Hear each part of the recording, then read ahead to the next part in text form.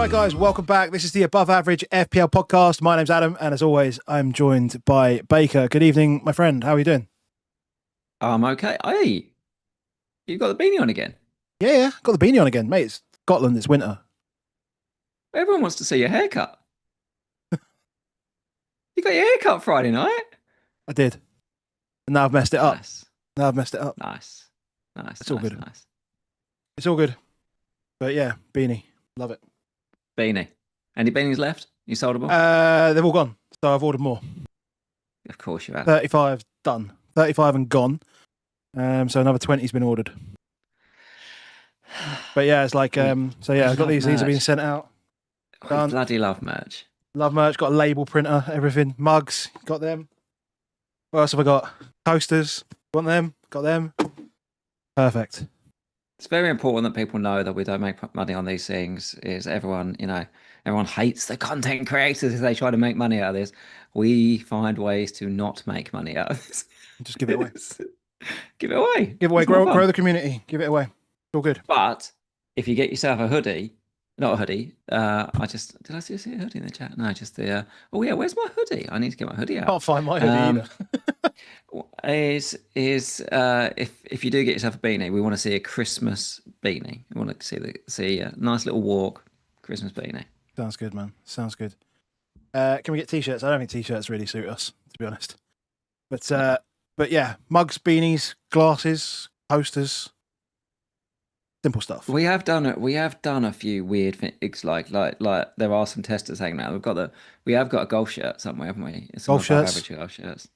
We have done t-shirts before. There are some around. I need to find it. Lulu says sweatbands. Maybe Sweatbands. That's interesting. Well, for someone who started running, it might be useful, mate. I tell you, I could do with a sweatband. How was your run today? My legs hurt. So foolishly decided that I could run 10k after work, and my legs hurt.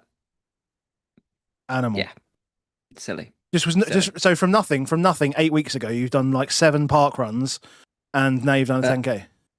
From no running whatsoever at all, like literally, probably been out running about twice in about 10 years. I've done 9 park runs in a row and running 2 or 3 times a week. Yeah, and my legs hurt. My legs hurt a lot, but it's fun. Good. Is it? No. It's all you, mate. You have to tell me. Like, you're talking to a guy that I won't be running. Yeah, I won't be running. Yeah, it hurts. It hurts. But the people in the Discord, there's some really good runners in the Discord, and they are helping me. Good stuff. And that's what it's all about. That's what it's all about. How's your game week been going? Horrible. It's miserable, Horrible. Isn't it? It's been miserable. It's like we can have one thing. We can have one thing or the other. We can either have Tottenham do well and bad FPL, or we can have really good FPL and really crap Tottenham. I was thinking about this yesterday about the fact of we should be like over the moon this week. Tottenham won convincingly. Arsenal lost. Yeah. I think it is good, mate. Chelsea didn't win either. Chelsea didn't win. Liverpool didn't win. City closing the gap because we know we're not going to challenge. City closing the gap. Even Villa are there. I don't know how. Yeah. I don't know how, but they're just there. Like they were absolutely 4 games in, they were nothing, and now they're there. They're like literally on it. But because it's like game week after game week after game week, what tends to happen is FPL is an incredibly streaky game, and you just find that if you're in the luck, especially when there's game week after game week after game week, it'll tend to just keep flowing. And if you're not on that train, you feel like if you're not on that train when other people are on that train, that it just you just get really angry about it. Honestly, yesterday when I was sitting there with like Senesi, I was sitting there. I guess it's all you've played it through in your brain as well about you being lucky, like because I played it through in the morning of thinking, cool, wouldn't it be lovely if Richards didn't turn up today? Wouldn't it be lovely if Richards didn't turn up and Palace concede? And I get my 8 points off Senesi when no one gets any Gahey or Munoz points. You've played out all the situations that can happen, and then you're like, well, what's now going to happen is Munoz is not going to play. Gahey's going to score, despite the fact that they concede, so you don't get the clean. And then the average points was about 5-6 points that people received because people got the KDH 16 pointer. People got obviously. So I went and had a look at this, and like relentless. the top 10k is like Senesi, Van der Ven, Anderson, Esteve, Gahey were the top 5 to come in. There weren't that many KDHs, but there were a few around the people we were talking about. We were looking at. And this is where it's like it massively benefits you. So anybody that's recently gone like 4-4-2, for example, yeah, as an option with KDH as their fifth midfielder, then they've got that double benefit that they were able to afford Munoz when we're sitting here with a Richards. Yeah.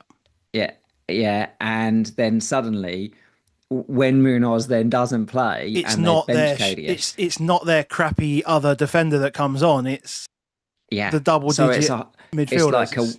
It's like a weird utopian structure world where it's got that's happened to that, you know.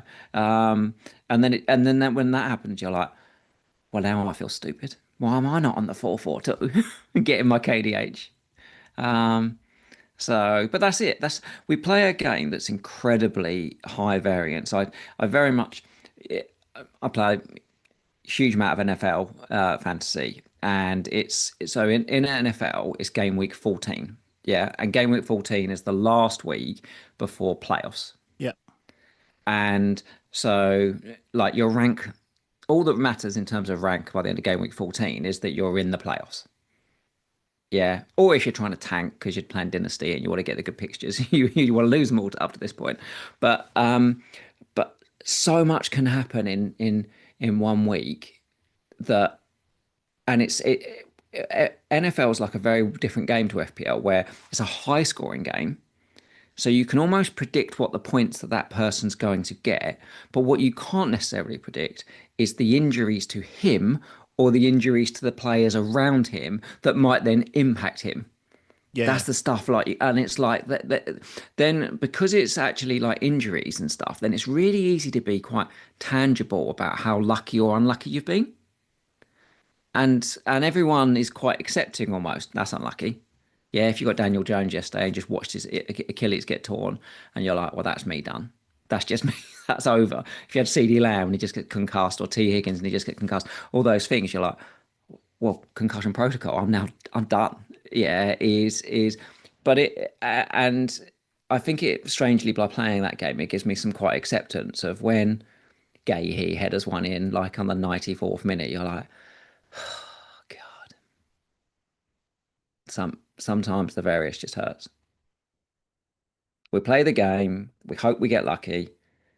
And we try everything we can do to try and get lucky, but sometimes the game does not like us. It's a weird one because so Henry, who's topping our mini league right now, right? He's on his way down a little bit because I don't think he owns Bruno, but he was 4th in the world last night.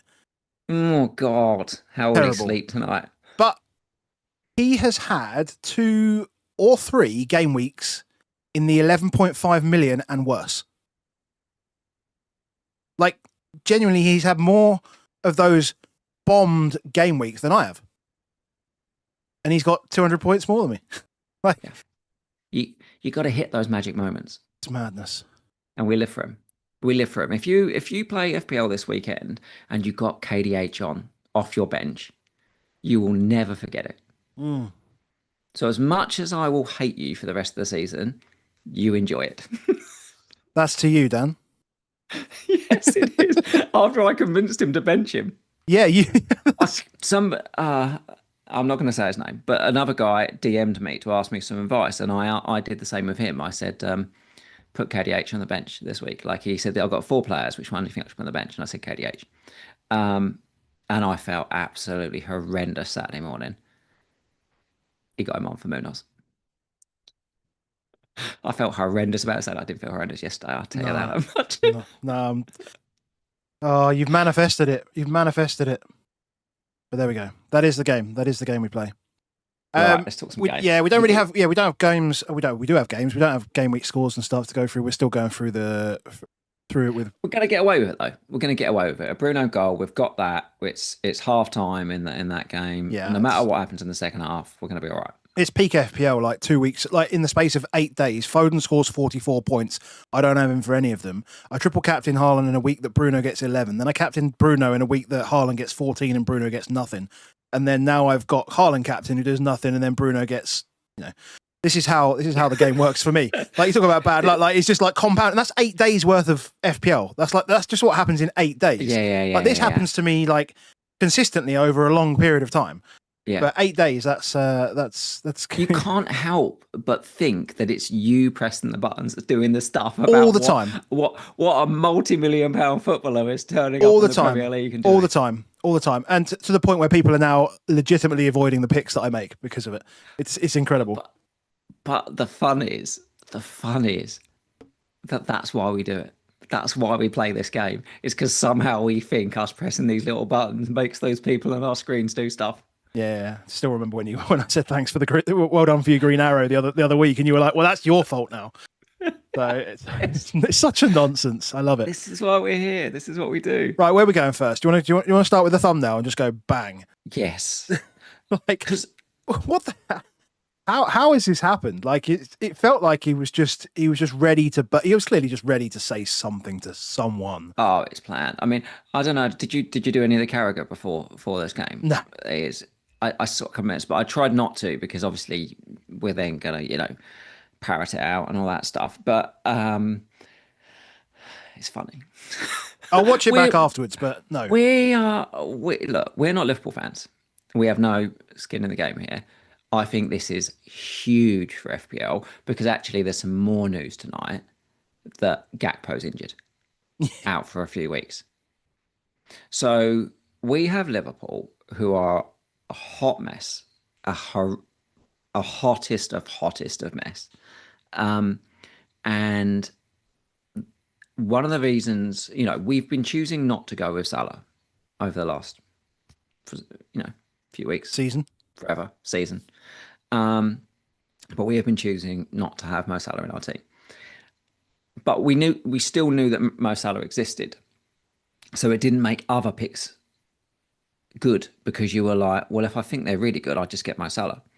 Mo Salah's now not playing. He ain't gonna play. Yeah. And now Gakpo's injured.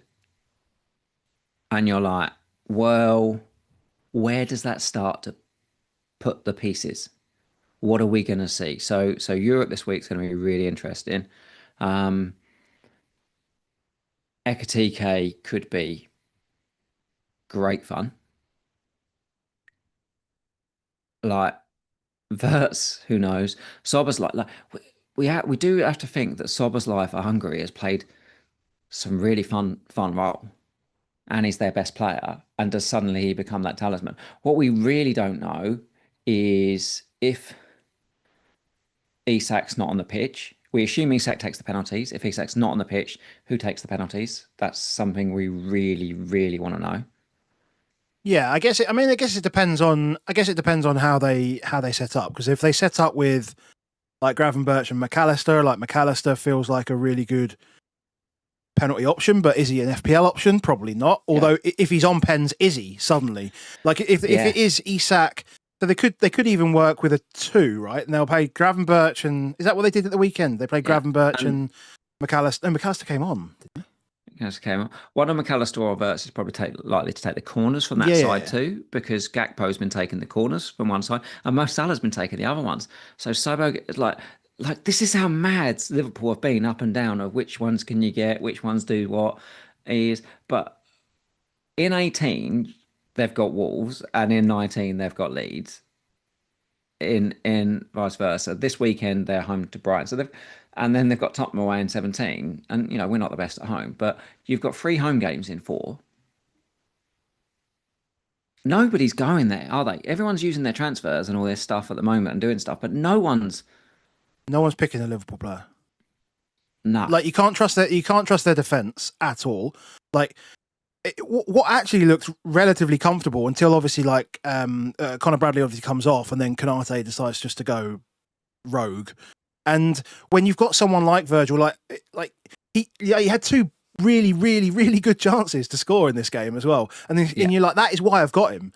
But then the biggest thing about clean sheets always is you have to rely on the entire team, and the people around you are the ones that make a difference. We'll talk about Arsenal. We'll talk about centre backs making a huge difference there. We've spoken about Spurs like for the last 12 months.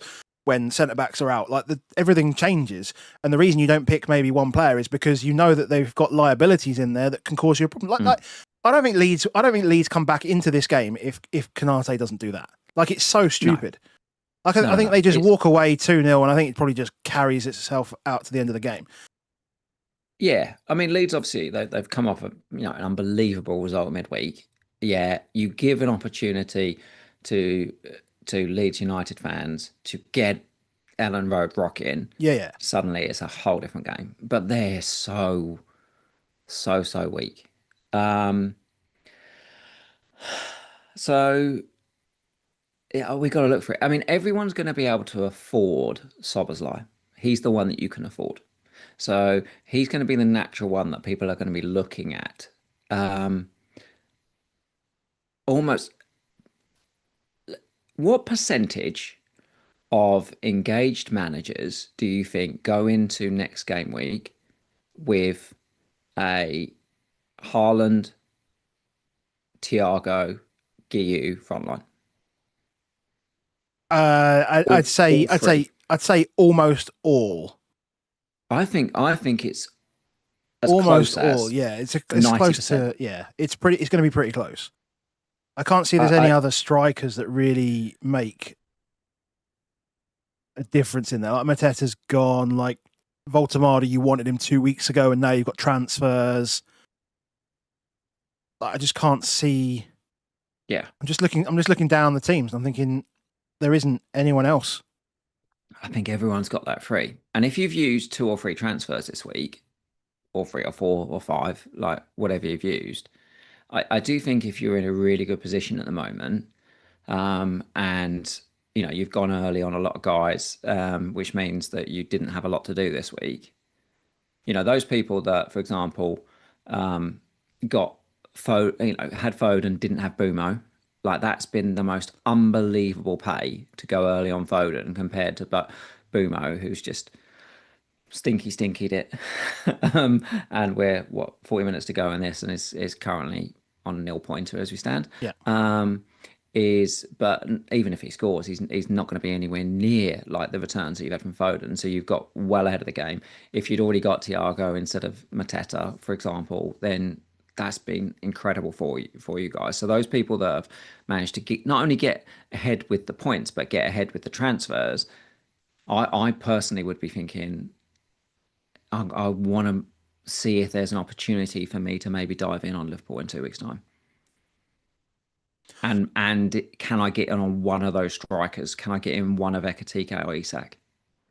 Yeah, I mean, models already are starting to push Szoboszlai. I will say that from what I've seen early doors. So they're going to, because it's routes to points. I mean, he's like a perfect boy, and he's the most reliable minutes that we have currently as it stands. But if you give that a couple of weeks and suddenly those minutes change for somebody else, it's suddenly there's a real opportunity, and none of us will be able to get to it. Like I will not be able to get to Ekitike or Isak. They're completely off the menu for me. I've already used 3 transfers. I look at my plans for other things that I've got to do. Not completely, but I definitely have to sell Saka for him. Yeah. I definitely have to sell Saka for. I mean, and that's definitely. I mean, like which is it is possible, but it's definitely not this week. Like we're literally watching Wolves right now. Like that is not. It's not an exit. It's not an exit. It's a captaincy potentially. So that's my take on Liverpool. Is because we're here for FPL. I think we should let the football people talk about the Mo Salah stuff, because. Yeah. Okay. Fair enough. Is that us sitting on the fence? But well, no, I think he's done. Like I think it's just I think it's actually just like I think it's a big statement actually not being in the squad. Like it doesn't surprise me tomorrow to not be in the squad at all. It wouldn't surprise me if he wasn't in the squad for the Brighton game either. Like I just wouldn't. Slot has to double down. Yeah. Bumo scored. Bumo's just scored. from a Bruno assist. I did that. Oh no, it's not a Bruno assist. Ooh. I did that. Where do you want to go to next? Villa Arsenal? Yes. Yeah. How about Villa? Like all season, all any of us have talked about is just how bad the data is. But for Villa. I mean, it was. All, but all the data guys, all the tactic guys, all of those guys, everybody hates the Villa. They've had 0 pens all season. They've got 18.8 XG in 15 games. That puts them. Is that right? What? 18.8. What do they have after 5? Like 2? Because they weren't creating anything at the start of the season. That's 12. Tottenham just below them. Everton above them. That's not a lot of XG. No, but I think most of that has come in the last 6-7 weeks, is it not?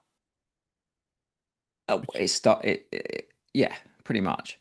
But they're also 7th worst for XG conceded in the league. Yeah. So, if we talk about overperformance, they have somehow overperformed their XG against by 7. Yeah, so they're getting away with it basically. So they have got away with it. They have done the other bit the other way around. But the bit that I can't shake from Villa is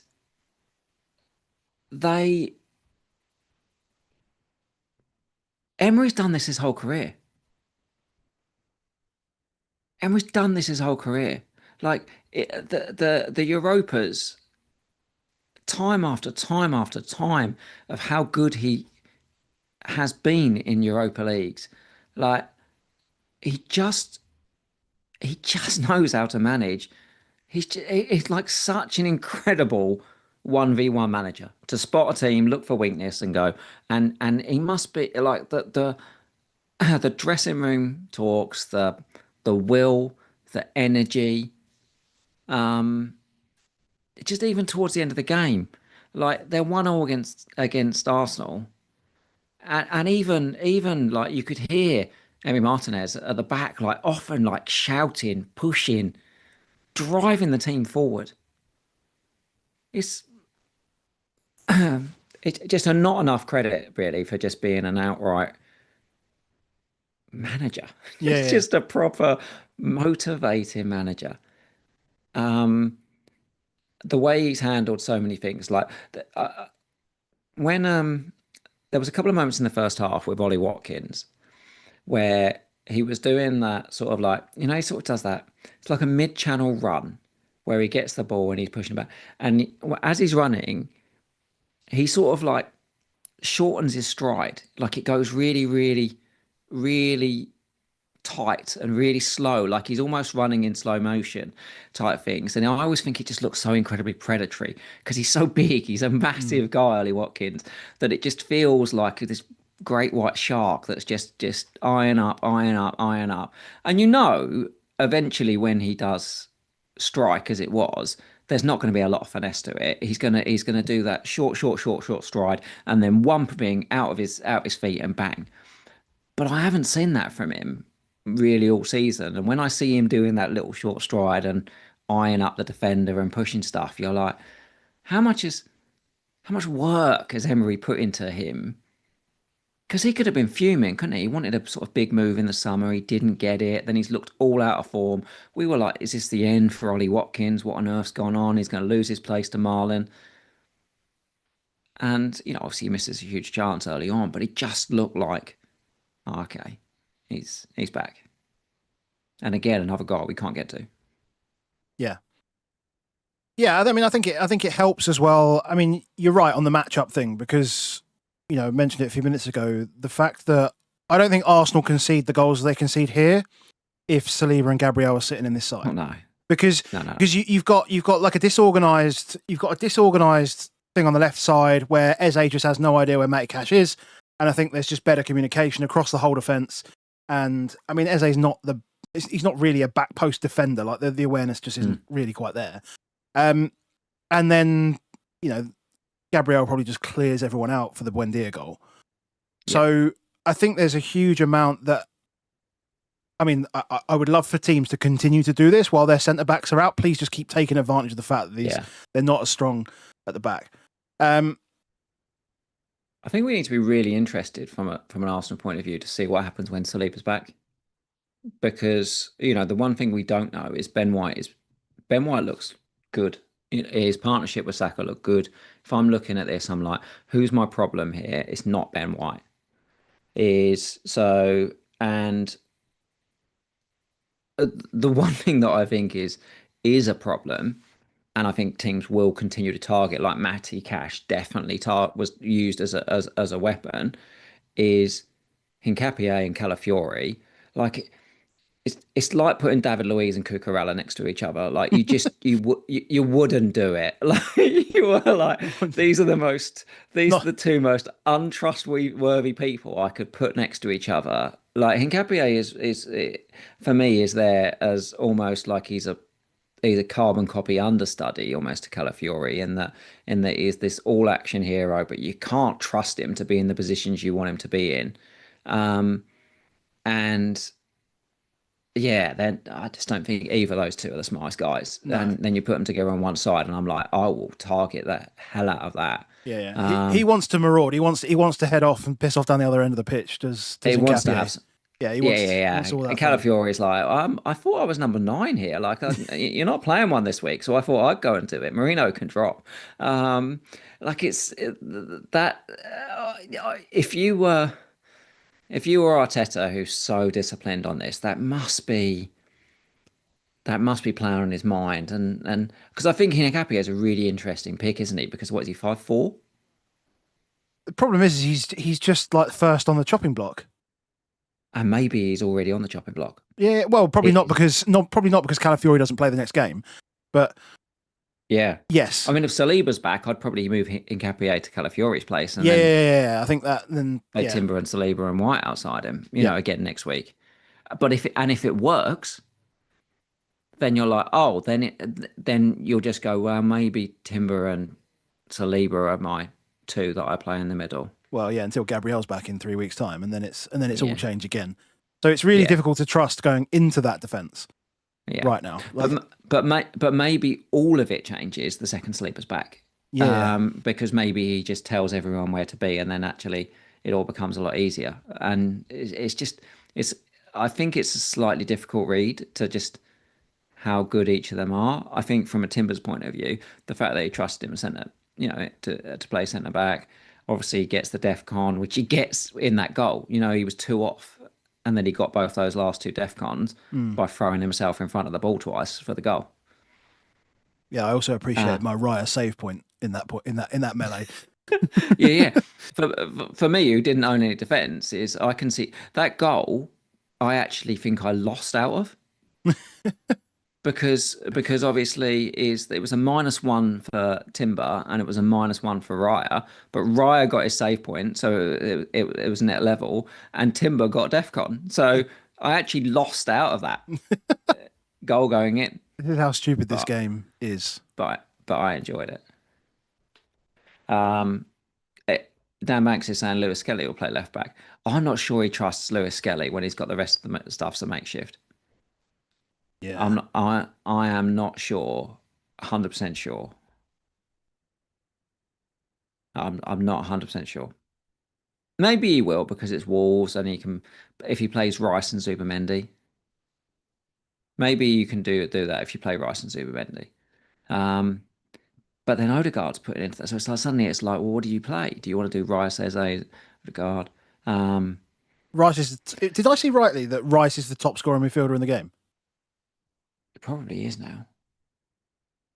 With like one attacking return in like 8 weeks or something. Well, it's similar to this. We're watching, we're on the side, we were watching the first half of this Man United Wolves game. And if Man United concede, which they do like to concede, it just almost guarantees that Bruno's going to get some bonus because the striker's not scoring goals. So if Xerxes not even playing in this game, so Bruno's almost certainly, unless somebody else gets a brace, he's going to get bonus. And it's a little bit similar with Rice, isn't it? Is that because they're the most Arsenal, like in general, they're the most dominant team in the world, and when they're dominant, he's touching the ball all the time. He's taking set pieces. He's always doing stuff. Even when he shoots, he almost always shoots on target, so he gets 2 points every time he shoots. Yeah. And then even if then in this game where they're a little bit up against it too, he's making loads of DEFCON and doing all that stuff. So it just will mop up points. Oh, hello. Bruno Yes, goal? we've got a Bruno assist apparently. Mount scored. Lovely. We'll take this. That's 12 points. That's 12 pointer locked up. That is locked in. We have definitely got a green arrow this week. 100%. Hallelujah. So that's good. That is good. We'll talk about Rice. Yeah, so Rice will continue to score points every single game. Like I sold him this week because I was like, I think he's going to get at least 5 points out of this game. But how often will I see him get 10, 15 points in a game? He's nice. Yeah. He's fine. He's He'll just tick. He will just tick along. I think that is now what we're going to get. We're going to get good players that will tick along. Yeah. We might do, or we might chase because we've got loads of transfers and stuff. Well, depends how many you've used. But if you haven't used them all, if you've got 5 transfers, you don't have a lot of problems and you bring Rice in, then like I'm questioning your ethics in this world. Like, what is it you want from this world? Do you know what I mean? If you've got 5 free transfers and you've not got a lot of problem and you've got Rice in your team, I'm looking at you going, come on, boy, have a little bit of fun. Chase a haul every week. Which is where we'll go to. That's why, for example, this week I went Rice to Bruno Guimaraes because it's fun. What I got him 2 weeks. It's what I got him 2 weeks ago. Like it was like his home numbers are insane. And if you can take he's like Rice almost in that if you can take his home numbers and just like focus on that bit. That's where all of his points have come from. All of his points have come at home. Like he hasn't returned away from home yet. Like everything away from home is 1, 2, 2, 1, 1, 2. Yeah. At home, it's just like 7, 11, 7, 10. We got a little bit of awkwardness, me and you, in that we both own Bruno. And I can't work out how good Sunderland away, Chelsea home, Man United away is. See, I don't mind the next two. Like, I wasn't sure about the Sunderland one, but I said it last week. I think if there's a game where you need your captain to step up, like they haven't played Sunderland in a while. Like, and he's the kind of guy that will sprint from the Stadium of Light back down to St James's Park to celebrate a goal. Like he's like that dedicated. So yeah, he will carry the team as much as possible. So I think that. I still think he's a good pick this week. Like even with the home away stuff, I think he's a good pick this week, and I think Chelsea at home is fine. I think anything at home is fine. No one's going to bring him in now, are they? No. Like, well, they are because he's bloody still going up in price. So they are. But over that Christmas period, Burnley away, Palace at home, Leeds at home, Wolves away, Villa at home, Liverpool away, Brentford at home. That 6-7 week get run is phenomenal. You don't need to do anything with him, and then he's just like a ready-made. He's just a ready-made spot for Ismail Assar when he comes back. No, but he does tie you into a more 3-5-2, I think, formation. Unless you don't play Thiago some weeks and do 4-5-1 on him. Yeah, I think you have to play him every week because even in the away games, he's getting the. But people are still going to have a KDH or an Anderson. I'm being price biased here, obviously, but there's still opportunities for those guys to take rest. Forest have got City. Well, they've got City and Arsenal in the next 6, 7. They've also got a tough game against Spurs coming up. I don't know. I don't know about having him as my fourth midfielder and having a KDH after. I'm not sure about that. I'm not sure. I should probably trust him more. I feel like I should trust him more because, as you said, it's like when we look at these things about most points for midfielders. What is he like? 6th? Well, no. It's Rice on 84 points, Semenyo on 83 points, Bruno Guimaraes on 81 points. So he's third. He's third. Not anymore though, because Bruno Fernandes is now going to go above him. So if you think about it, obviously Foden's on the rise. Yeah. Dewsbury Hall, who's playing deeper than he's ever played, and probably that's more his natural position, is actually also going to be in these top 6. So in the top 6 midfielders, Dewsbury Hall, Fernandes, Bruno Guimaraes, and Rice, steady guys that are all action heroes, can get some DEFCON, are taking some set pieces, are good at them set pieces, play all the minutes. They're doing the points. Yeah, it's. You could actually have that midfield. A lot of people could actually just have that midfield, couldn't they, right now? And have loads of money spare. Rice, Semenyo, Bruno G, Foden, Dewsbury Hall. Yeah, and just be loving life. And Bruno. So 5 of those 6. Just 5 of those 6. Wouldn't have Semenyo, but yeah. You'd have Semenyo for a couple of weeks. That's what I'm saying. If I had Semenyo now, I still like him for the next couple of weeks because, we've watched them tonight against Man United. They've got a huge rest. Bournemouth have now got 9 days off before they have to play Man United next Monday night. Yeah. Full rest. That's a big deal for them. They've been sort of run ragged. They're still only playing 1 game a week. Yeah, they've had some injuries though. They've had their team is you never know what's going to happen every week. They get people back on the pitch. Yeah, okay. Senesi obviously goes off. Well, let's do Bournemouth. Well, anyone else? Anyone else? Gordon was a good pick. I'm claiming it. It takes penalties. Takes penalties. Good pick against Burnley. It was a 1 week punt for me anyway, so it's fine. Good week. Yeah. Bruno G is not a 1 week punt. No. Gordon is a 1 week punt. Yeah. Agreed. I might keep Burn for a little bit, Might just keep him. Have I misplaced this? I've completely misplaced this red card. When was that red card? First half, wasn't it? Wasn't even in this game. It was in the Newcastle game. Nice work. Perfect. Moving on. Sanchez. Is he still 4.8? I feel like I've got a block in my head on Sanchez that I shouldn't have.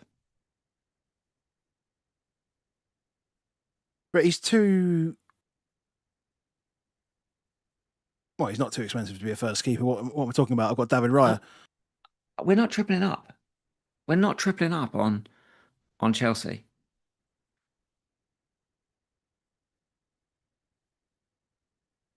Who else? None of us are tripling up. No, but we are because we've got Guiu.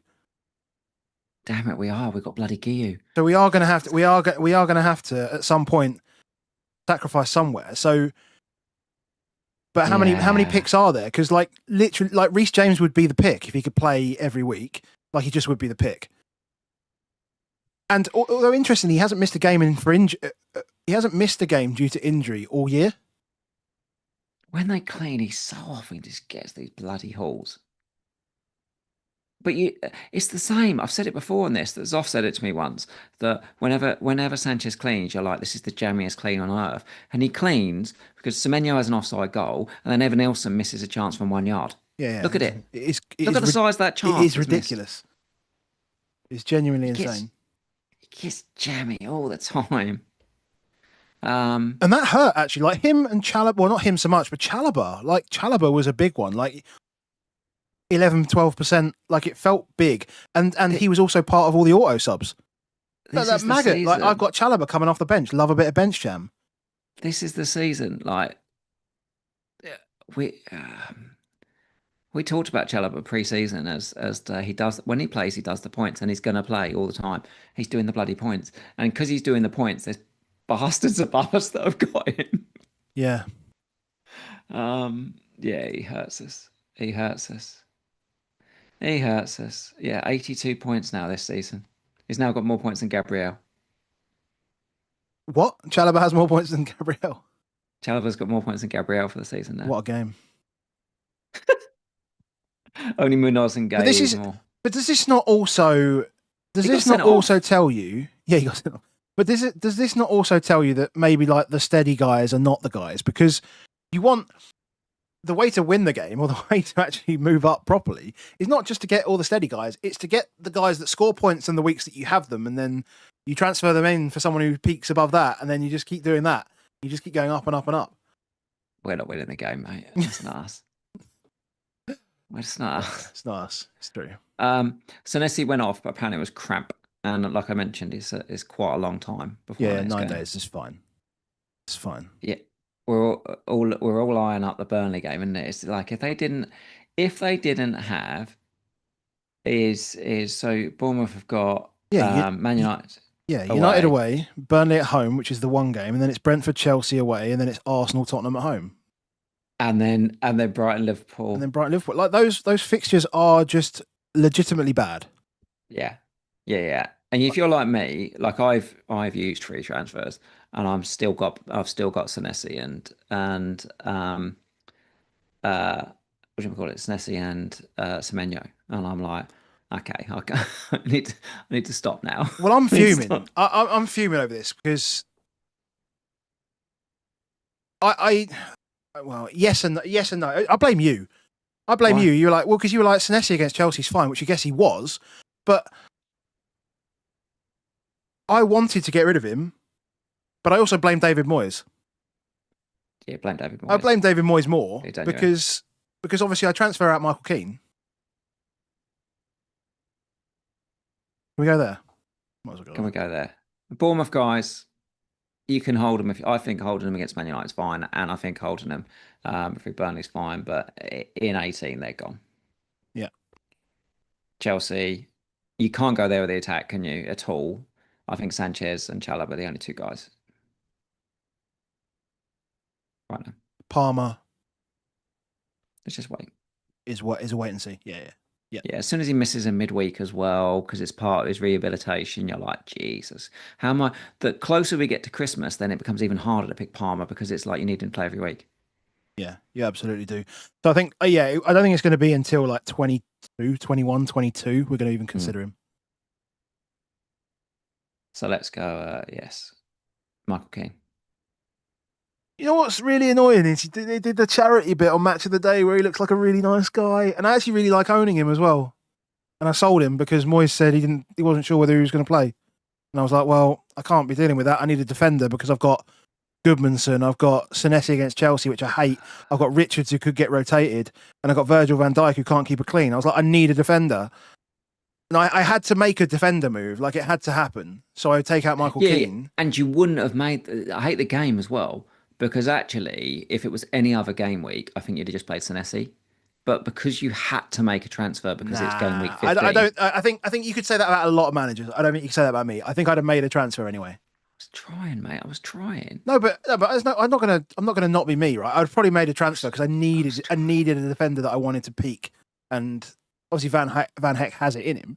But then obviously Michael Keane is like the greatest centre back in the world, and so keeps clean, gets DEFCON, gets everything. Yeah, it's great. I thought he got an assist as well, didn't he? For who got the assist for the KDA? For one of the defenders got an assist, didn't he? I think. No, because it came off of. Did it not come off the keeper or something like that in the melee? O'Brien got the assist. O'Brien in the end? O'Brien got the assist, and I thought, oh my god, that's Michael Keane. When it happened, I was like, oh my god, it's Michael Keane. But it was O'Brien. I mean, that would have been an extra 5 points, probably. No, 4 points, probably. There'd have been bonus in there somewhere. Dewsbury Hall's having fun. I'm annoyed that Tarko didn't get sent off. So that would have been marvellous. You think for what he did, or for a second booking at some point? What for what he did, because he obviously got booked for it, but it's a He complete didn't, he off the didn't, ball he didn't get booked pass. for it, did he? He didn't get booked at all. Yeah, I think he did. There wasn't even a foul. There was no free kick given. Nothing was given. Nothing was given. Nothing at all. Like it was just play on, throw in. Like Oh, I literally assume nothing. that's what his yellow card was for. He didn't even get a yellow card for it. Not for that. I'm really sure it wasn't for that. I'm pretty sure he got booked for something else. Oh God, you're right. Tarkowski got booked in the second half. Yeah. It's no. Yeah. He didn't even get a booking for that. No. That was in like the 20th minute. Yeah. No, he got nothing. It wasn't no foul. Nothing. There was literally no decision. Point of VAR? What is the point? Because I mean, this is the ridiculous part. That has a massive bearing on FPL for us for this week, because they wouldn't have got the clean. KDH wouldn't have got the haul. Like all those different things wouldn't have happened. And Tarko himself gets obviously a haul with that. Yeah. Because he gets a clearance off the line as well. That all helps and everything. Yeah. I mean, big old game, Forest Tottenham next week. Massive. Well, let's hope we can turn up for that one. Massive. I think just in general, look, Keane's a good pick. KDH is a good pick. Yeah. I might get Michael Keane back, like in 18. I might just get him back. I might just sell him for Virgil van Dijk for him in 18 and just get him back. You haven't already sold Virgil van Dijk? No. I said I was going to, but I haven't. Oh, mate, it's so nice. Genuinely, right? When you hover your finger over the button, he pops up and does his little bum dance just as you do it. I wish that was true. It'd be so good if it was. Anyone who's still got him, try it. Like just as you do it. I think maybe it just miraged into my head, but it will you. Just as he's doing it, you'll just see that little bum dance and you'll be like, thank you very much. Oh. Get him gone.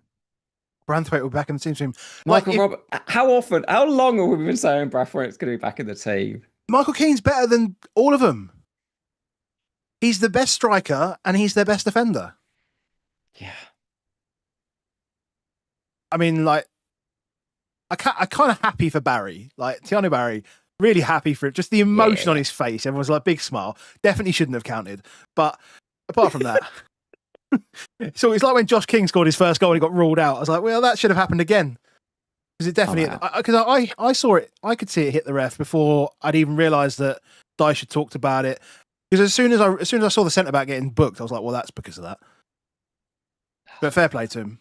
And then obviously KDH then just scores through 15,000 legs from a corner. Of course. Not bitter. I think it's auto-subbed on.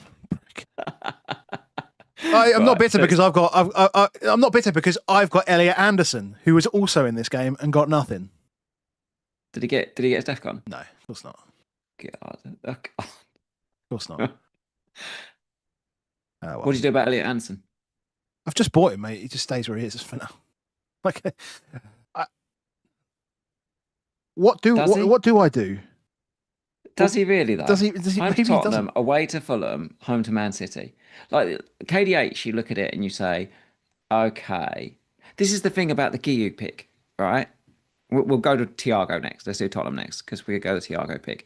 But having a KDH or having KDH, I think it's okay. He seems to score the odd goals.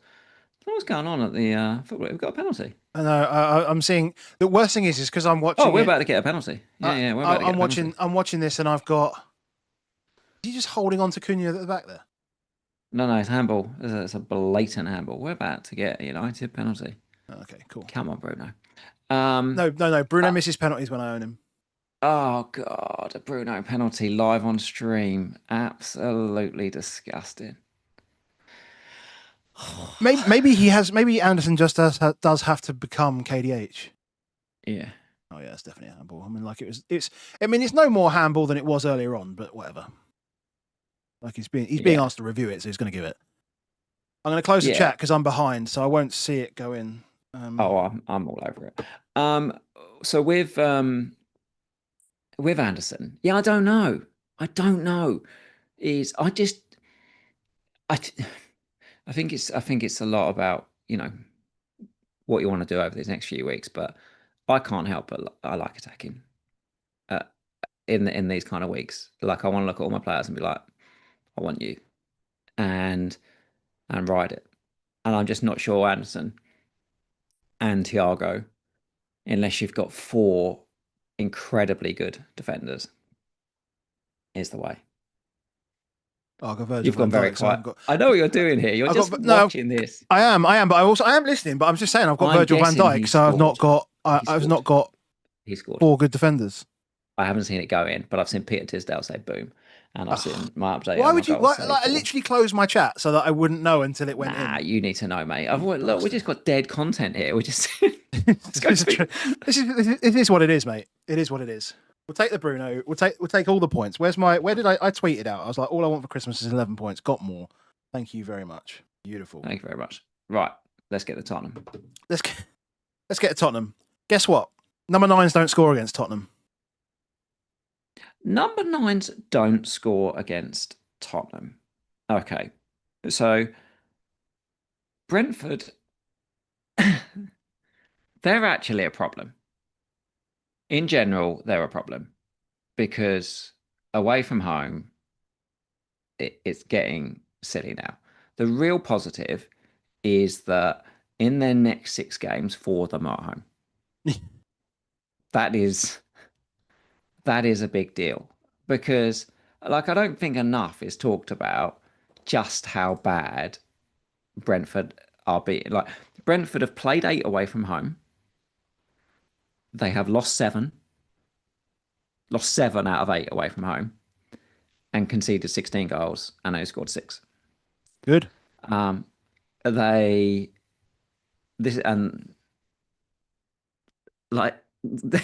really, really bad. It's the best pass map from Tottenham that you've seen in 3 years, 4 years, probably. And I don't think that's, from a credit point of view, every person in the world was able to tell you, don't play Paulina and Bentancur together, and guess what? Everything will be better. Archie Gray is everything in the world. You put Archie Gray on that pitch, and we look like a completely different team every single time in Carabao game, in every game that he's played, in the Champions League, whatever he's played. When Archie Gray plays, we look like a fantastic team because he has some form of understanding that does all the things like it's like, oh, if the left back goes forward, I'll go cover the left back. If the 6 drops deep, I'll go into the 8. You need to run him into the box. I mean, he's so close he was to get on the end of that Xavi cross, that lovely little clip. Like, he played in every nice formation, like his football IQ, coming from just a ridiculous football family and just being nothing but football, is so much better than most things we've got. But Brentford allow you to do it. That they literally, if you get a chance, go on and mark the stats bar and have a look at the pass map. And Brentford's team looks like a lollipop. Like, it's horrific. It's horrific to watch.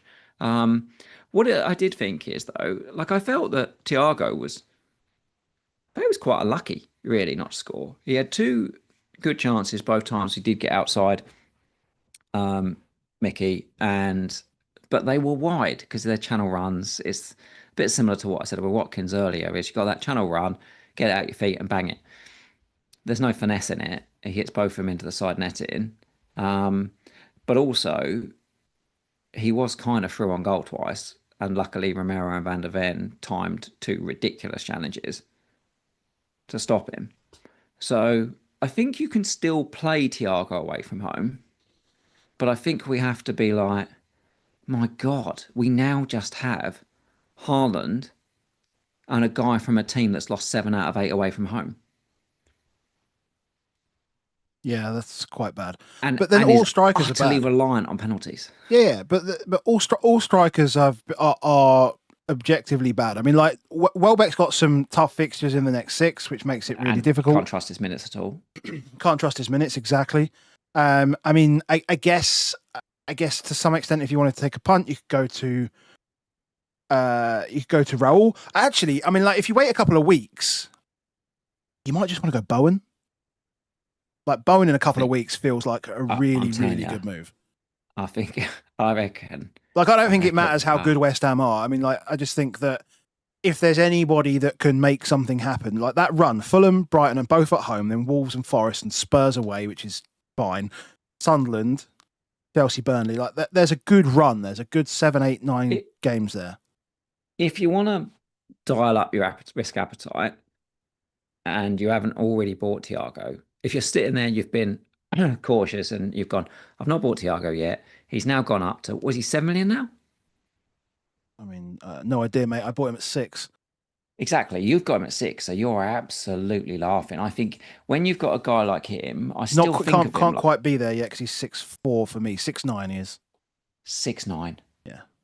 And he'll be 7 before the end of the week. Yeah. I think you've still got him at that thing where it's like, actually, he's pretty cheap for me. It didn't really hurt me, but I just bought him at 6'8" or 6'8". I think I bought him at, and yeah, it's only going to be 500,000 more to Bowen, and I still think you can go in on Bowen now. Like, if you want to just be like, I'm going to differentiate here when the whole world's going to have Thiago, they can't just get penalties every week, can they? No, they can't. But I just don't trust those last two, those next two. Sorry, those next two. Dan, absolutely not. No chance of that happening. Did check my rank. No. Brentford are. They're in. I think they're going to be. I guess it's the other part that you might say though is, are they going to be so reliant on their home form that we just look at these next 3 out of the next 4 weeks and just think it's enough? Just that they're going to have to get the points in the bank. Yeah, it might just have to be enough. It's probably overthinking it. It's probably overthinking it's weird. it. It's a weird. I'm kind of. I see what you're saying about me sort of having him in cheap, so I kind of just leave him there. But actually, it's actually further for me to get to a Bowen because of that same reason. Like I don't. Yeah. Like whilst I do have, because you've got 6.4. I've only got 6.4. 1 exactly. So I have to work a bit harder to actually to get that. And when I'm looking at Palmer around the same period, like I need to maybe choose my battles on there. But maybe something like Virgil down to Michael Keane in Game Week 18 just makes like that all happen because there's 2 million saved there or 1.5 million saved there at least. I don't know. There's still lots going on. But yeah, I mean, I'm just so happy to see this graphic. Like this graphic is like everything I want to see from a home game for Spurs. Yeah. And I normally I would watch like the 3 o'clocks. I didn't watch it. I was out with the youngest. I was bowling, so I didn't get to watch the game live. The biggest compliment I can give is that I put this game on in the first minute and I didn't take it off. And you didn't want to switch it off. So if anything else happened, I went to my phone. I just was okay. This is staying on. This is not moving because it was genuinely enjoyable. We got a little nervy at the end. As a team that just wasn't that confident. The last 10-15 minutes, I felt Kudus was pissing around. Yeah, I feel like we sat in a bit too much, but in general. Well done, move on. Move on. City? Who we got left? City? Yes. I've still got these stupid... Oh, no, that is red. That is correct, isn't it? That is a red card. Yeah, that is correct. Yeah, got that right. That is correct. Except... Down there. Okay. I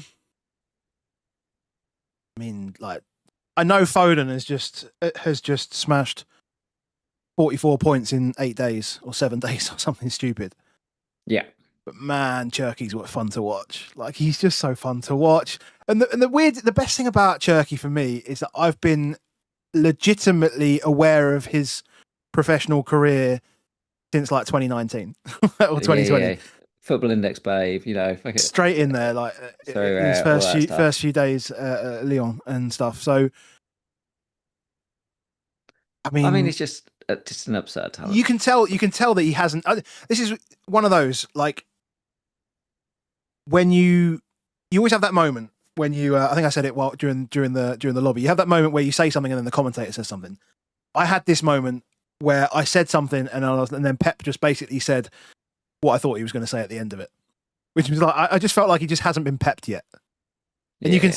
see it just in the way he plays. And you see that interview comes out, and he's like, "Oh, Messi does the simple stuff." I'm like, Yeah. oh, okay, fine, Pep. Yeah, you boring bastard.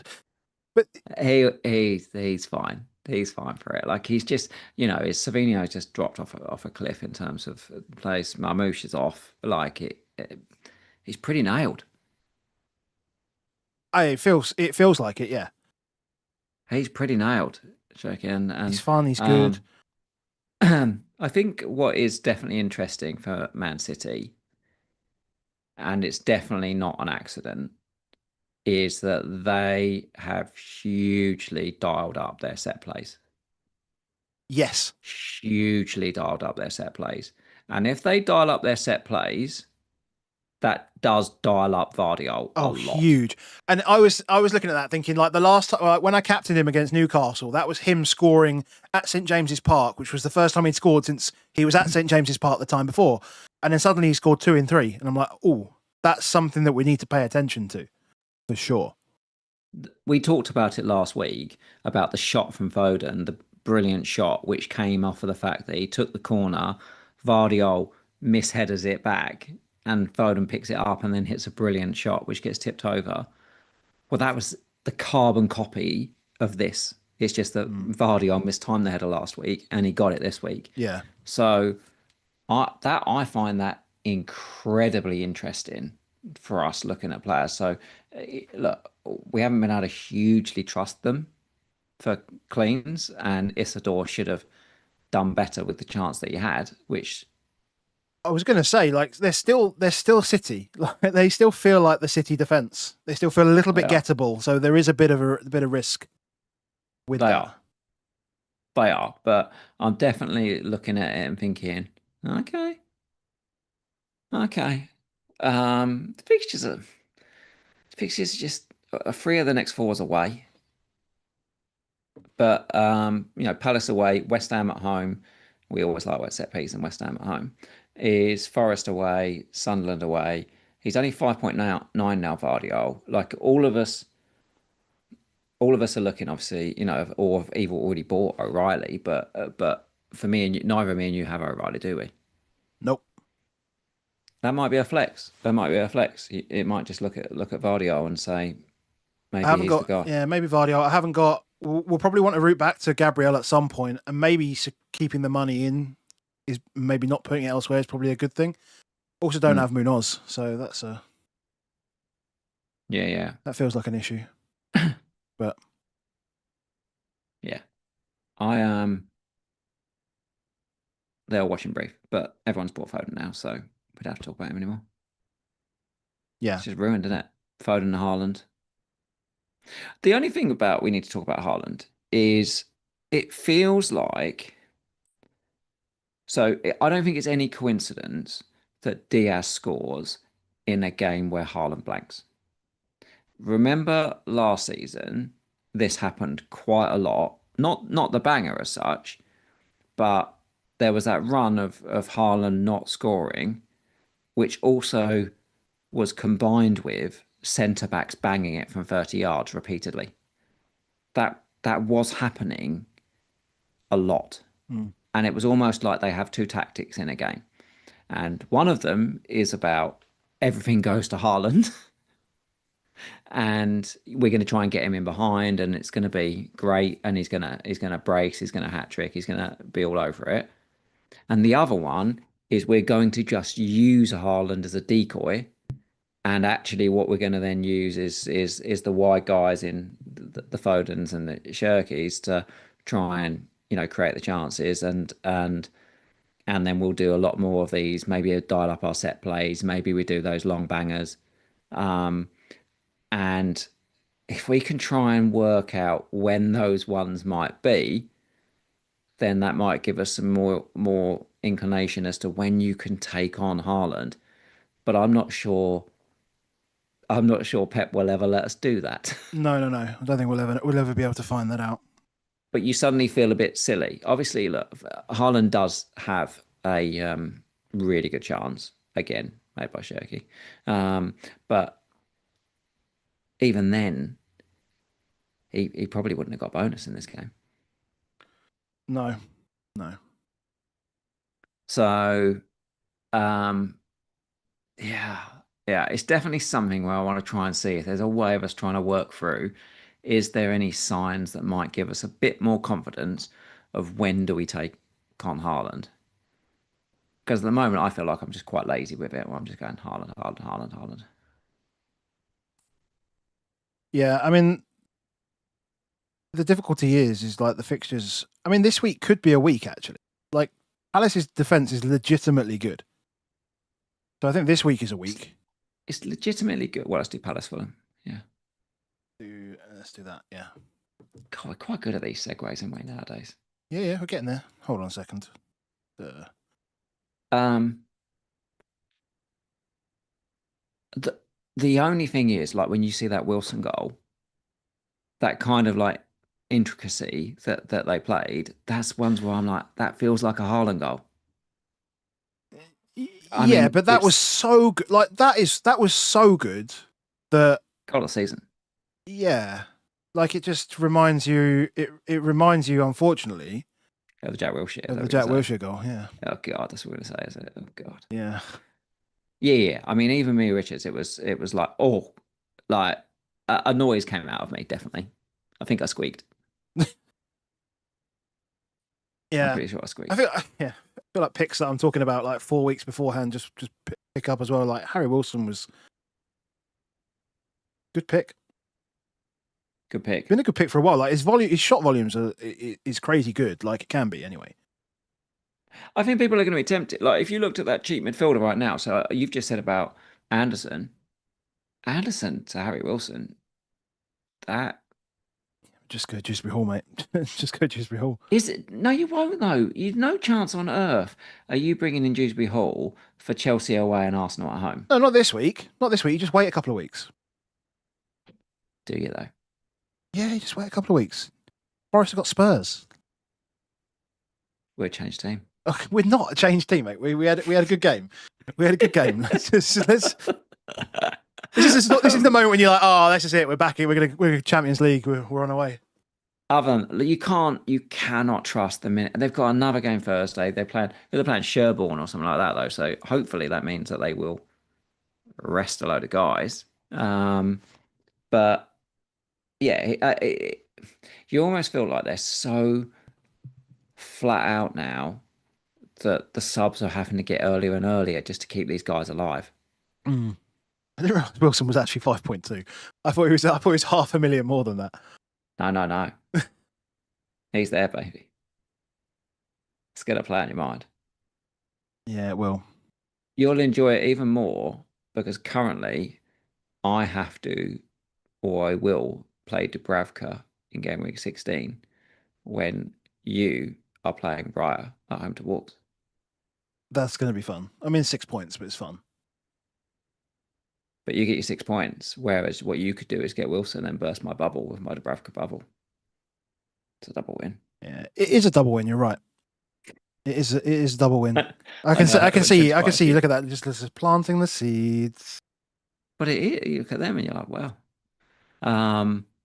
Bar that though, Fulham at home, 0.79 XG. Yeah, still crap. Like, it's still pretty crap.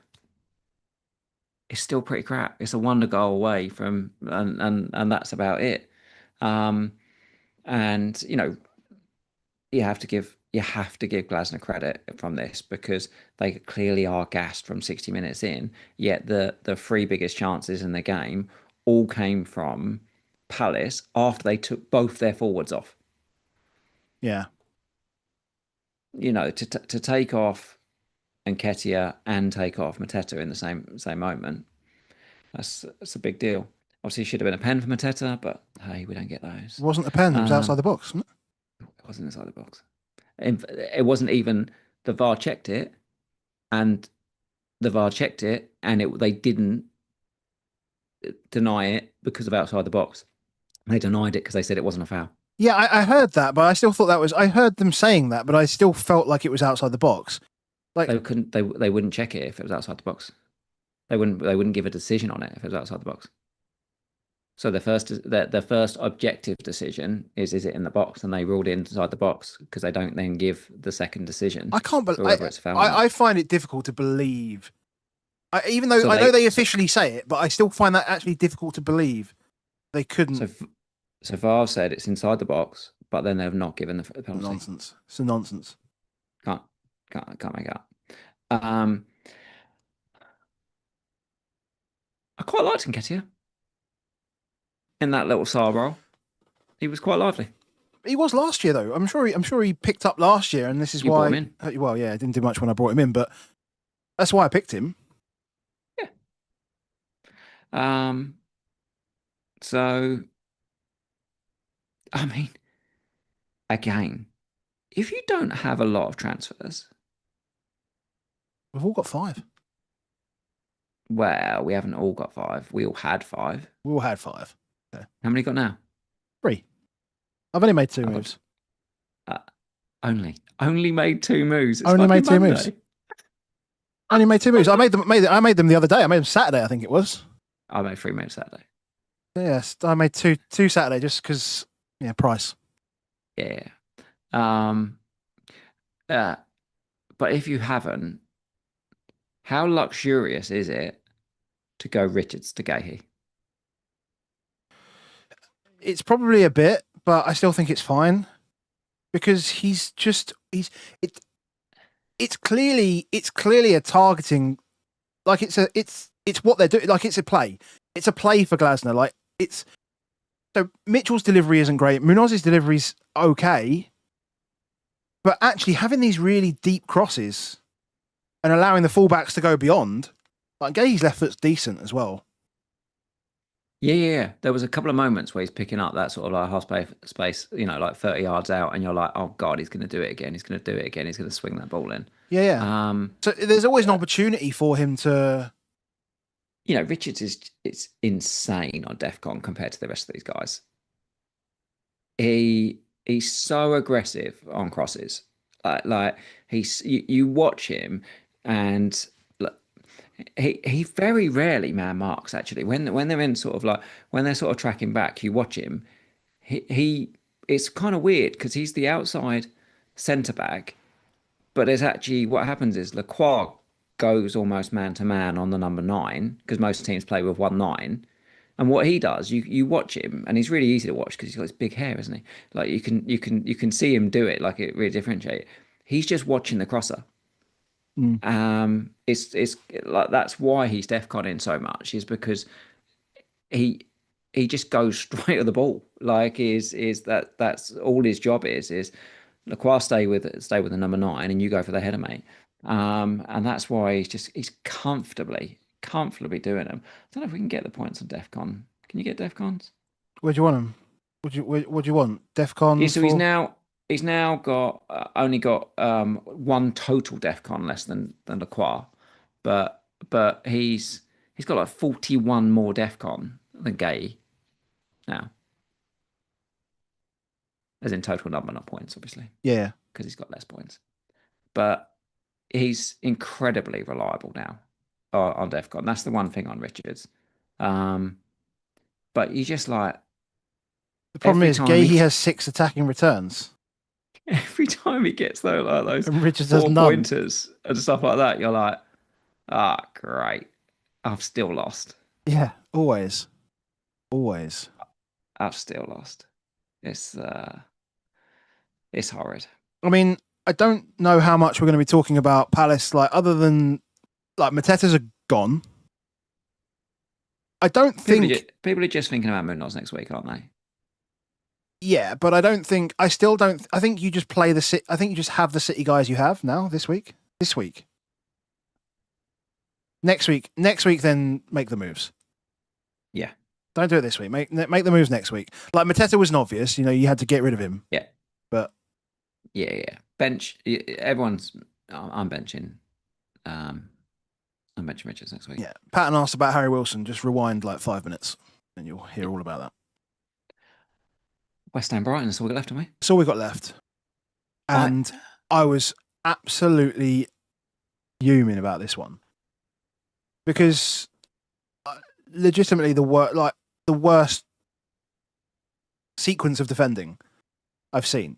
Like Van Heck with laziness, and then Kadioglu just can't be asked. Like, just can't be bothered to make a challenge, can't bother to even do anything. So I'm just going to run alongside you, mate, and you can see what you can do. And Bowen goes, okay, cool, I'm a pretty good goal scorer, so I'll just put it into the bottom corner from this narrow angle. Thanks. It's the Brighton way. They rarely give up many big chances. There's a good double save from Verbruggen. Sure. But other than that, you just feel like the team they're playing is always in the game. And partially that's because they don't score enough goals, Brighton. So then, the other team's always thinking, well, they haven't scored yet, so maybe I'm in it. And that's a problem. And it's, Verbruggen at the point of that, of course, I checked. Of course, he was right up on the bonus. I was thinking, oh no, a 9-pointer. This is just dreamland. And then you just, but in your head, you've already chalked it off. I would say, as a person owning Verbruggen, I'm always like, well, thank God he's got his save point. Now I get my 3 points. So basically, you've got Raya, but without the clean sheets. Because he's 4.4 million quid. Yeah. It's 4.4 million quid.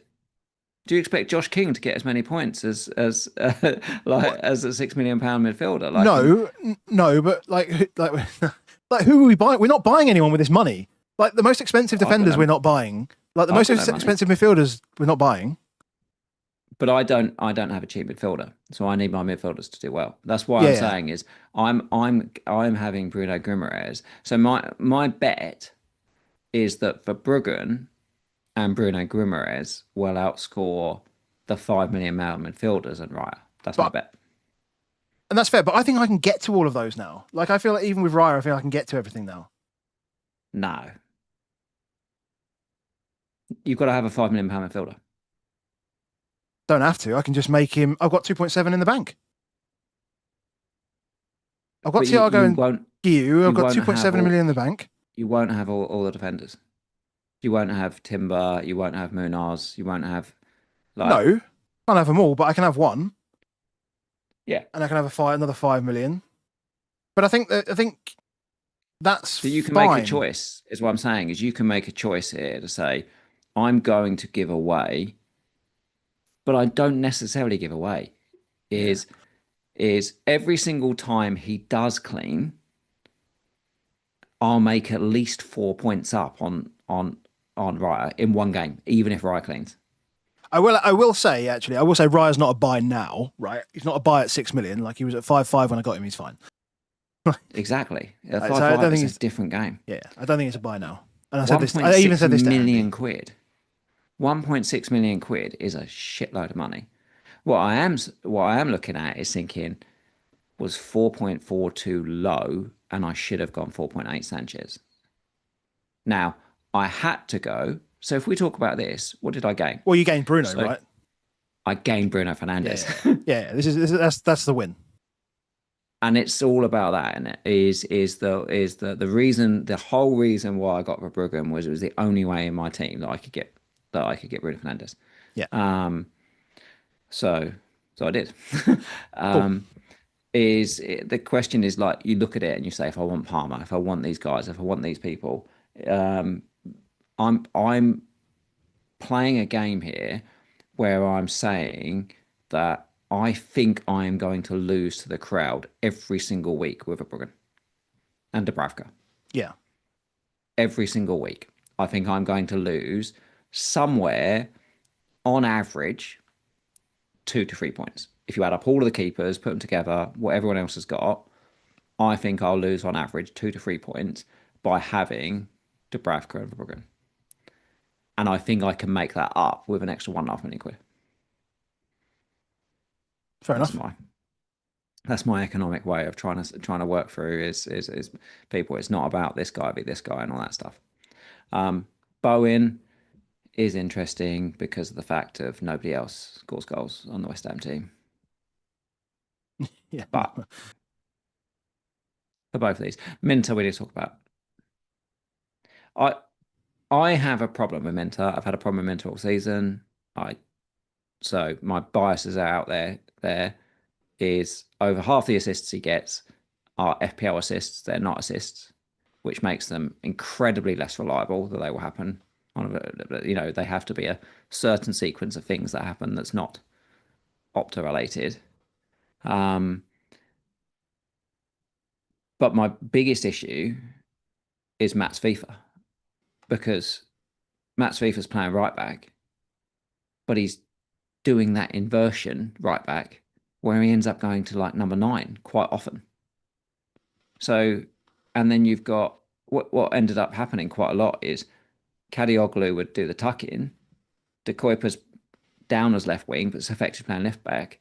So Mint is just playing right wing back. I just don't think he's a pick. He doesn't score goals.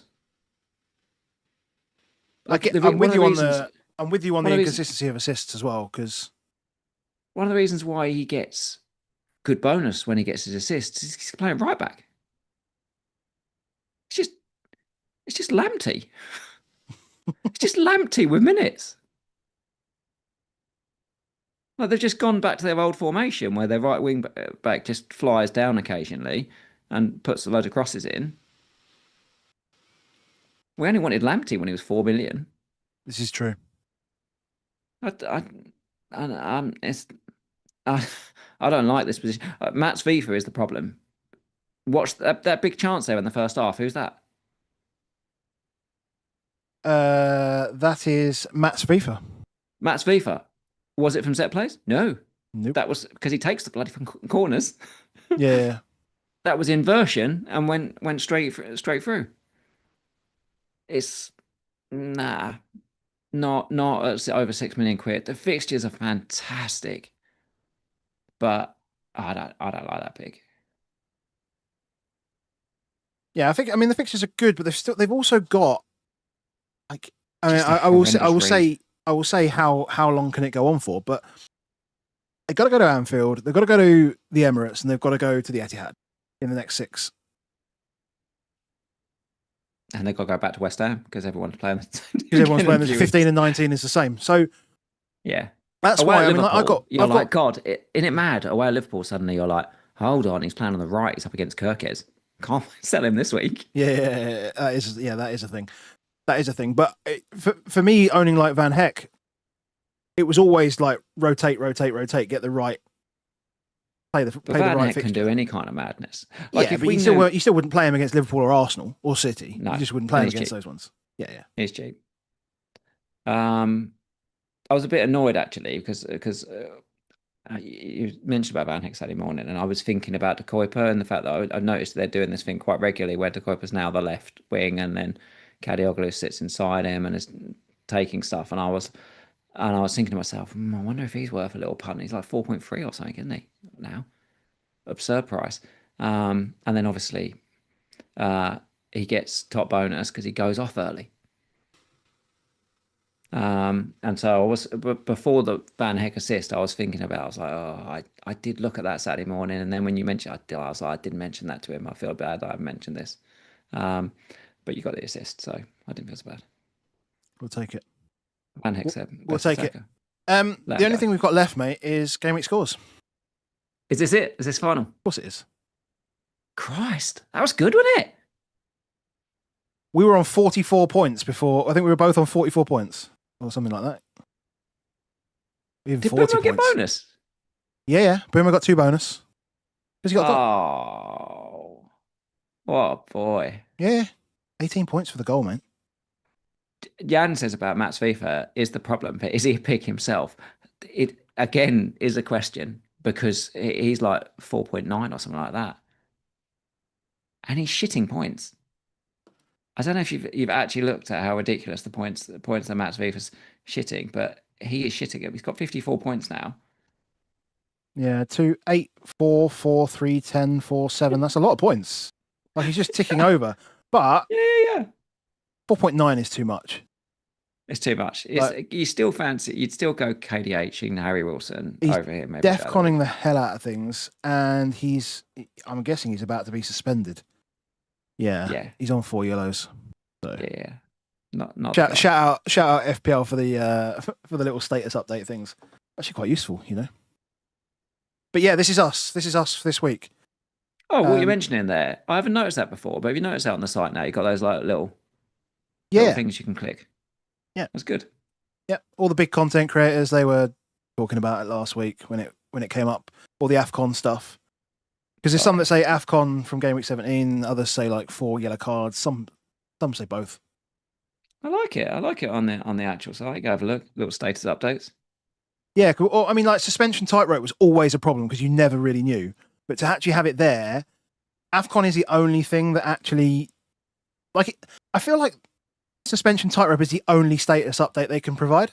Like, what else is there? Yeah. Like AFCON, cool. That's going to be gone in like 2 weeks' time. So outside of this, it's just going to be suspensions. Probably, yeah. Didn't mention it, but Dango apparently is not going, is he? So he's playing the next 2 games. He's also, if you really wanted a bit of fun with your little Anderson pick, you could do Dango. Do Dango for 2 weeks and then move away. You planting the seeds. So I had Raya, Richards, Van Heck, and Virgil van Dijk, which was okay. Virgil's crap, obviously. Raya, yeah, we'll take the save point in the melee. Bruno Fernandes, 18-pointer. Both of us have the 2 Brunos together, so we can both snip that screenshot, both post the double Brunos, but we get it the vice versa way around. Yeah, it's perfect. It's beautiful. So yeah, Bruno and Bruno. Saka, Doku. I think Doku was unlucky not to get points as well. Yeah. Like really unlucky. Obviously hits the post as well. Then Anderson. Oh no, Anderson does get the DEFCON. Okay, he did get DEFCON. He did get DEFCON. Good man. Mateta is gone. Gone from my team. Haaland, 197%. Whatever. Van Heck obviously came in for Michael Keane, so that assist was literally saved me because I was fuming. Thiago, who I said I was going to bench, is on the bench. Stanesi. Now I see why you were so angry about the wipeout. Now I see why you were so angry about the wipeout, because Van Heck was replacing Keane. Exactly. So you brought a guy in and then he got a crap wipeout. Crap wipeout through him being crap and Kadioglu being crap. Gotcha. Yeah. Dan, I'm not reading that out. We'll read it at the end. That's our plug for this week. Yeah, that's true. We still haven't done all that. Like, subscribe, yeah, so I'm on a green arrow somehow. Out of nowhere, got a green arrow. So we're still making baby steps. We're still working our way up. And we take it. Bruno, great pick. Bruno's. On you, mate. Yeah, he's gonna suddenly be very, very popular, isn't he? Because he's not popular. Like, we've managed to get like really low owned Bruno to this, like 30% owned Bruno is beautiful for an 18-pointer. So that's saved my ass. Yeah, 65 points this week. 200k. 200k feels good. It's because it is, mate. I don't feel like I've had a good season and I'm 200k and I'm like, yes, scramble my bloody way there. If I bring in with his 3 points, that was God Raya. Fair. No, fair. That's fair. But like, we're happy about Raya getting 2 points, mate. We are buzzing because it meant Arsenal lost. Is there anything sweeter than a defender being subbed off and then that team getting a penalty conceded in the injury time? Dan Burn with a 7 points because he wasn't in the bonus, and then obviously as you're there, you're like, oh, I'm going to lose my Bruno clean sheet, but I know what I'm getting. Wait for the bonus update. Dan Burn. Up he pops. So, yeah, Dan Burn with a 7-pointer. And Bruno G with, 17 points from Bruno and Burn this week. That's what you wanted. This was the money fixture. Thank you very much. Please do it again against Sunderland. I need you, boys. And then, yeah, Boomer and Bruno, leave it late, but 26 points between those two boys. Whew. That's definitely pulled out of the fire. I'm not so bothered about Senesi being on 8 points anymore. No, I'm sure you're not, mate. Sure you're not. You said you wanted points. You were like, I just need some points, and you got 26 of them. That's a big Monday. The big Monday. But, I mean, like, Nihal in the chat is like, Cap Bruno last week did nothing. This week, Cap Haaland did blank 2. I'm cursed. I mean, look, loads of people did it. Loads of people did the triple captain game week 13, got nothing. switched to Bruno midweek, got nothing, and then switched back to Haaland, got nothing. Like, genuinely, that swing alone is huge. We talked about the swing midweek, but I mean, yeah, it's all about timing. This game, like, timing's everything. Yeah. Or it's about just doing the same thing all the time, because then you would have got Haaland's. I would have got Haaland's haul doubled up, wouldn't I? In the week, I don't know. It's always that way, isn't it? You do the flip flop, and we always get it the wrong way around. It's just the way it is. Some people we always get it the wrong way around. Like, all right, you always definitely. I always definitely get the wrong way around. And that's it. That's all of us. That's it. That's done. That is game week 15 in the bag. We will be back Thursday to do game week 16 team selections, but we can't leave, obviously, without saying shout out to Crypto Block Dan. 8,670th in the world. Crypto Block Dan, our sponsor, is an FPL expert. As his side hustle, he likes to talk about crypto and blockchain. So you can head over to hubble.social/Dan Hybel if you want some information on that. Or you can just come and join us in the Discord. 25% off in December, and Dan can teach you all about FPL, how to be in the top 10k. Use the code December or DEC25 for 25% off. You can get that off your first month or your first year. As I've said, I've been throwing around beanies, mugs, and coasters. Coasters are just like given to you whenever you want them. Scan the QR code if you're watching on TV or something like that. I didn't see how bad my face was, but Dad just said my face. I think I did look disgusted. Probably. I think I genuinely looked disgusted as I was doing this. Probably. If you don't want to join us on Discord, that's absolutely fine. I mean, the best thing you could do for us is like the video, subscribe if you want to see more, drop a comment, let us know how you got on, how good was Bruno for you, how bad was Bruno for you. I was actually interested in just seeing how that impacted. Cole just got 83 points on free hit 15. I might just have a quick look at that. How good would that must have been good this week? Chips and templates. Let's have a look at it. Let's see if we've got a. That feels like this actually would have been an incredible free hit week. Where is it on the old live? It's at the bottom, mate. I'm already there. You'll get there quicker than I will, mate. No, I won't, because I've clicked the wrong thing. So that's. Oh dear. Top 10k captains, chips and yos. Here it comes. Is that where it is? Free hit, average 63. Pretty good. So yeah, 83 is pretty good. No chip, 52. I can't see triple captain, and I bet you all those free hitters went chow over Burn. Bench boost. More thought them. Yeah, bench boost was like 64. So bench boost and free hit were basically the same this week. But yeah, if you went Bruno Foden, Bumo, Gordon, or Bruno G, imagine if you went both of them. Ooh. Yeah, I mean, like Andy Martin had Gordon as well, and had Munoz auto sub for Foden. Disgusting. Perfect. FPL Underdog says no coasters for Steve. Yeah, that's probably because I sent him like 100 of them. Yeah. I just overcompensated. Did you send me a box of coasters? Did I send you a box of coasters? You moaned the other day you went, I don't have any of our new coasters. I've got a box of coasters. So if anyone does need to tap up, they should probably come tap me up for coasters. Well, probably not, mate, because I've still got about rubbish at posting. And also I've still got like 1,000 of them. So if you want coasters, give us a shout. Well, no, you have to be in the Patreon or look on Twitter when maybe we give them away, because it's Christmas. It's Christmas, so I'm going to be posting a bunch of them. Why not? You know what? I bought 50 stamps. So why don't I give away, over the next month, I'll give away 50 sets of coasters. Why not? Perfect. Sounds good. Cool. Do all the good stuff. Like, comment, subscribe. Chat to us wherever. Come join us on Patreon. DEC25, 25% off. Shout out to Crypto Block Dan, into the top 10k. And we will see you on Thursday. Cheers, mate.